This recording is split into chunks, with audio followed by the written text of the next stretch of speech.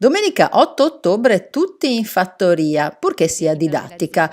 Torna per la 15ª volta il progetto Fattorie Didattiche che la Regione Veneto sostiene con convinzione. L'evento vedrà il coinvolgimento di 124 aziende agricole e agrituristiche di tutte le province venete e consentirà ai visitatori di entrare in contatto con il mondo contadino più autentico, ma allo stesso tempo più innovativo sotto il profilo tecnologico.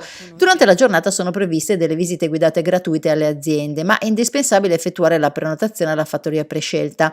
Le modalità di iscrizione sono semplicissime, basta entrare nel sito della Regione Veneto oppure nella pagina Facebook Fattorie Didattiche del Veneto e individuare nell'elenco suddiviso per province la fattoria che si intende visitare, quindi registrarsi.